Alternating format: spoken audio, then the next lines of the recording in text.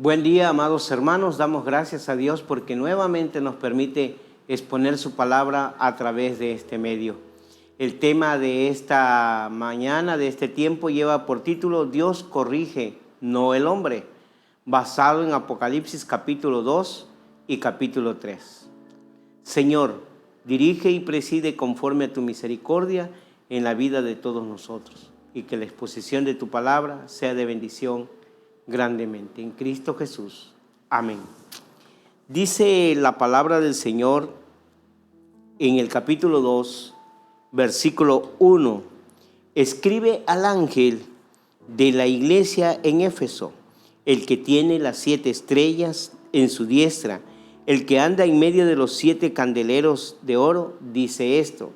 El versículo 8 dice, y escribe al ángel de la iglesia en Esmirna, el primero y el postrero, el que estuvo muerto y vive, dice esto. En el versículo 12, y escribe al ángel de la iglesia de Pérgamo, el que tiene la espada aguda de 2 filos, dice esto. El versículo 18, y escribe al ángel de la iglesia en Tiatira, el Hijo de Dios, el que tiene ojos como llama de fuego y pies semejante al bronce bruñido, dice esto. Amados hermanos, ¿cuántos de nosotros nos gusta corregir a las personas en muchas ocasiones? Nos gusta corregir las cosas. Algunos son perfeccionistas y eso no es malo. Pero, ¿quién corrige al hombre en su vida espiritual? ¿Quién puede corregir al ser humano en todo momento y en todo lugar? Solamente Dios lo puede hacer. Solamente Dios quien penetra en el corazón del hombre. Como cuando Jesús se encuentra con la mujer samaritana, con Zaqueo, con Bartimeo en el camino a Jericó, o se encuentra con Nicodemo a solas. Y en todo momento buscó el Señor instruir, guiar, dirigir, pero también sobre todo, a través de su enseñanza, corregir al ser humano, corregir a su pueblo.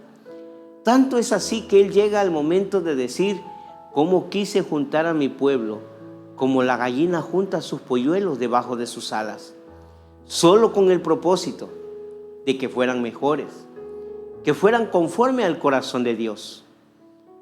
El capítulo 2 y capítulo 3 del libro de Apocalipsis forman una unidad bien diferenciada dentro del libro. Está compuesto por 7 cartas dirigidas a 7 iglesias de la provincia romana de Asia. Esta serie de 7 es la primera que vamos a encontrar en este libro, que están seguidas por otras 7 sellos, 7 trompetas y las 7 copas de ira. Esto, amados hermanos, nos lleva también a considerar el contenido, pues tiene que ver con las cosas que son, las cuales ya vimos en el mismo libro, en el capítulo 1, versículo 19. Es verdad que algunas personas quisieran saltarse todo ello y pasar por curiosidad y prisa a la sección de Apocalipsis donde se describen las cosas que han de ser. Y casi se desea ignorar lo que el Señor declara a las iglesias a través de sus cartas.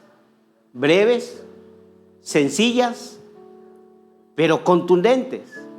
Es importante observar cómo el Señor corrige a cada una, les anima y les enseña que vivan de modo que sean influyentes en su tiempo y puedan estar así preparadas para cada una de las cosas que van a acontecer en el futuro. Cada una de estas cartas está dirigida a una iglesia real que existía en aquel momento. Es verdad que en aquel momento había más iglesias en esa zona, pero estas fueron elegidas para que fueran representativas de todas las iglesias de todos los tiempos. Forman una colección, amados hermanos, muy interesante, porque cada una de ellas es diferente. Sus circunstancias son distintas y también lo son sus virtudes y sus defectos.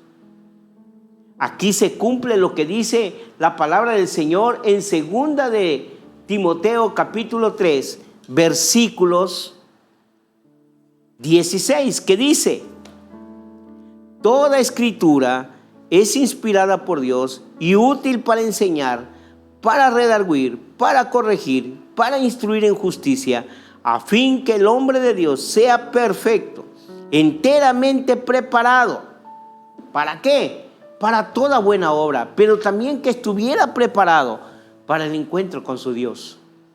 Amados hermanos, estas iglesias a través de estas cartas nos dejan visualizar, observar y entender que Dios corrige, que Dios anima, pero que también Él enseña. Nosotros podemos ver desde el Génesis hasta Judas la forma en que Dios busca la manera de corregir e instruir a su pueblo. El hombre se pregunta: ¿en qué te hemos robado?, como dice Malaquías. ¿En qué te hemos fallado, Señor?, como dicen en Joel. Y cómo Dios le escribe a Nínive, cómo Dios también a través de Jonás le habla a Nínive diciendo: corrige porque va a venir un juicio sobre ti. Lo mismo pasa en este libro. Y en estas cartas especialmente podemos ver, amados hermanos, los contrastes que encontramos en el texto bíblico.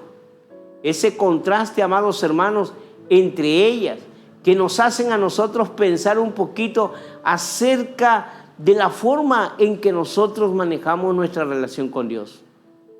A la iglesia de Éfeso, Dios le felicita porque odiaban las cosas que Él odiaba, pero sin embargo les reprocha que habían dejado su primer amor.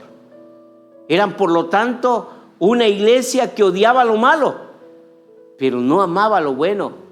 En cambio, la iglesia de Tiatira, la cuarta iglesia, ocurría todo lo contrario. En ella había amor, pero no expresaban ningún tipo de odio frente al pecado.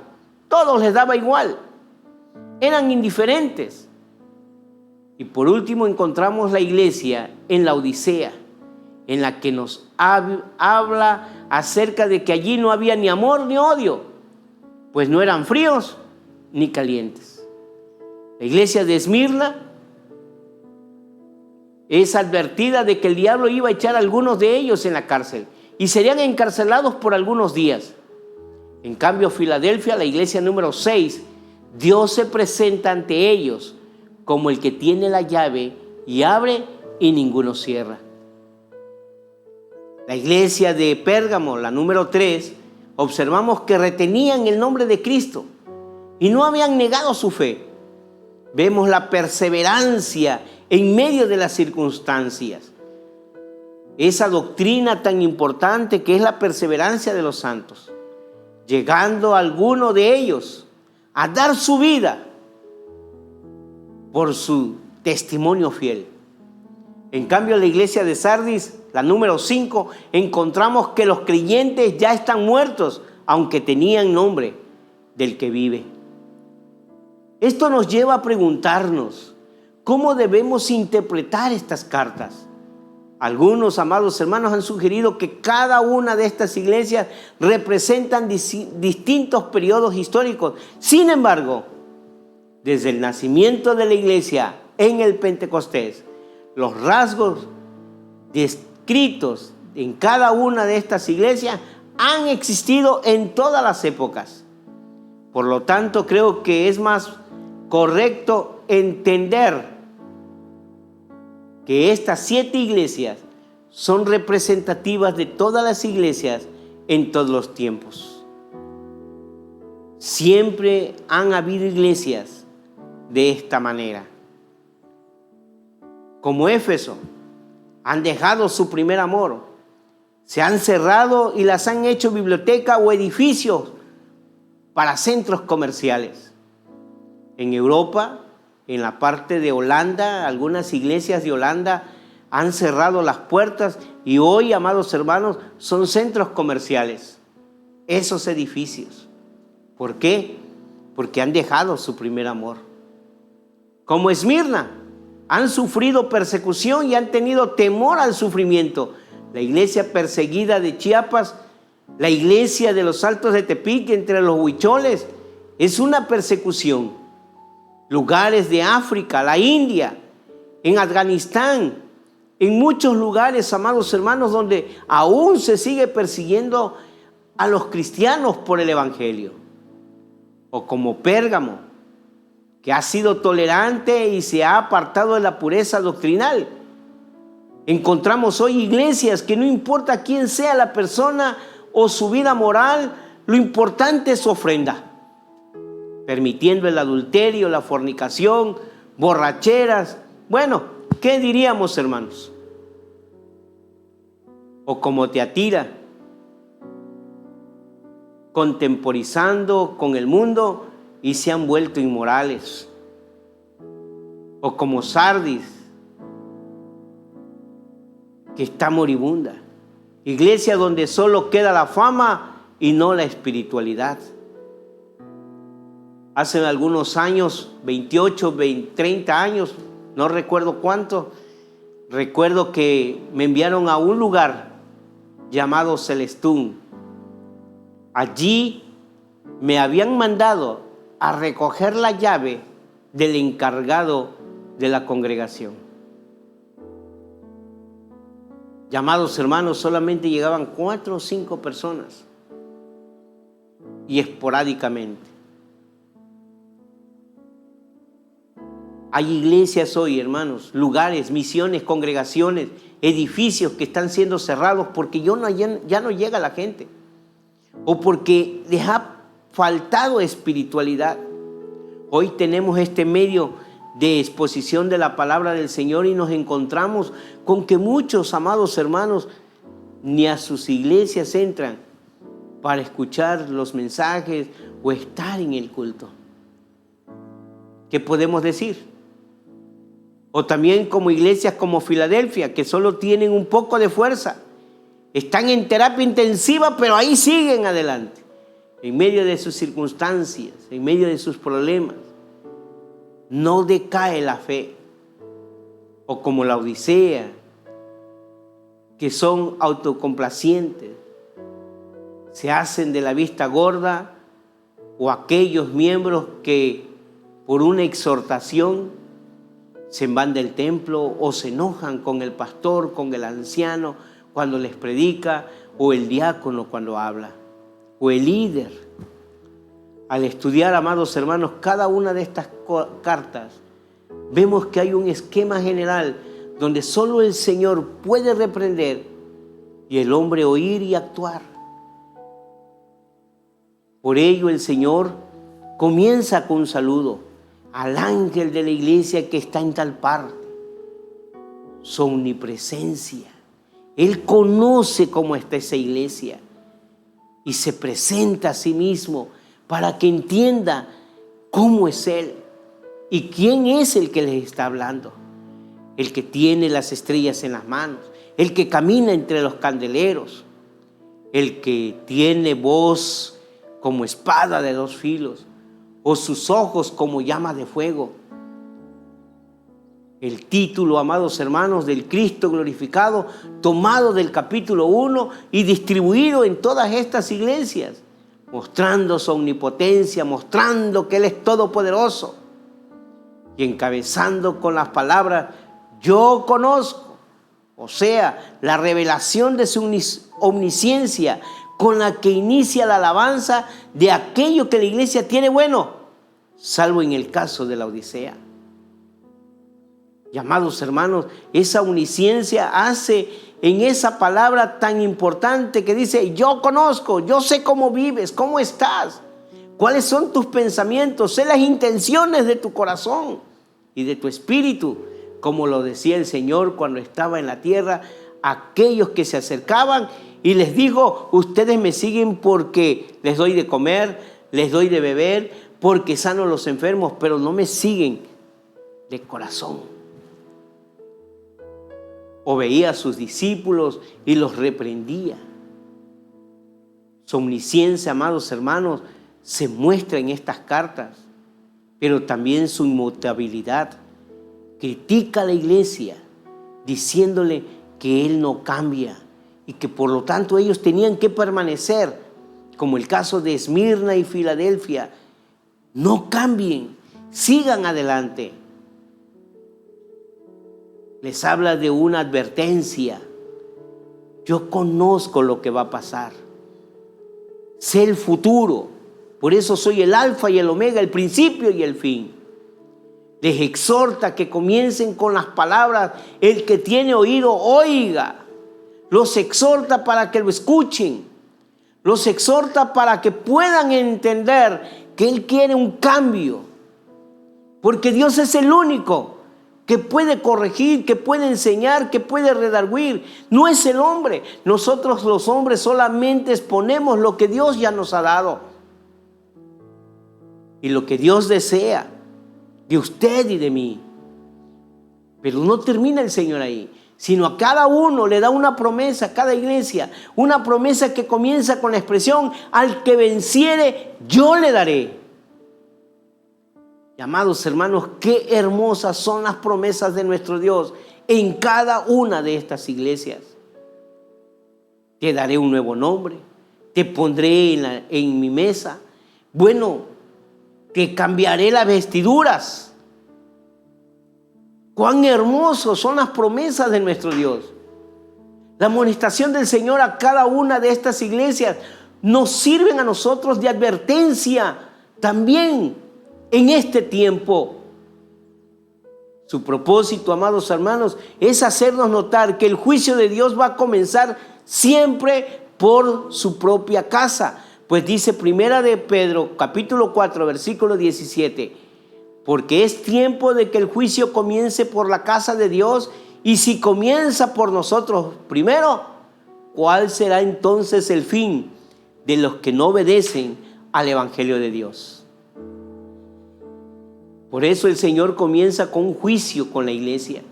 Y Él quiere que su iglesia, nosotros, seamos purificados del pecado, para que podamos soportar las pruebas venideras y aquellas que ya estamos viviendo, para que no seamos condenados junto con el mundo. Dice 1 Corintios 11:32: mas siendo juzgados somos castigados por el Señor, para que no seamos condenados con el mundo. Dice la versión Reina Valera. Y la versión de la Biblia de las Américas dice: por cuanto somos juzgados, el Señor nos disciplina para que no seamos condenados con el mundo. Dios quiere corregir nuestras vidas. La tuya y la mía la corrige el Señor día a día. Que nos dejemos es importante. Pero la pregunta que surge en este momento es: ¿cómo está tu iglesia? ¿Cómo está tu congregación, tu misión, tu sociedad, tus organizaciones? ¿Podemos decir que estamos bien? ¿O hay otras interrogantes que podríamos realizarnos, hermanos? ¿Cómo anda nuestra vida espiritual? ¿Cómo anda nuestra nutrición? ¿Cómo anda nuestra adoración? ¿Cómo anda nuestro testimonio? Nuestra comunión, nuestra oración. ¿Cómo anda nuestra relación con aquel que todo lo puede?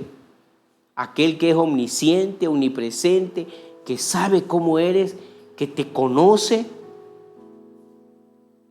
Dios vendrá un día, hermanos. Dios vendrá un día a buscar a su iglesia. Es Dios y nadie más quien exhorta, quien reprende, quien corrige, quien enseña. Nosotros solo hemos de obedecer corrigiendo nuestras vidas para llegar a ser la iglesia que Dios vendrá un día a buscar. Una iglesia sin arruga, sin contaminación, sin mancha, lavada por la sangre del Cordero, para llegar a tener una vestidura nueva. Permita el Señor que cada uno de nosotros reflexionemos en estas iglesias y podamos entender y comprender que Dios desea, como en la iglesia de Éfeso, volver a empezar. Que Dios les bendiga y les guarde, y podamos nosotros, a través de su gracia, aprender, comprender y corregir para ser la iglesia que Dios desea encontrar.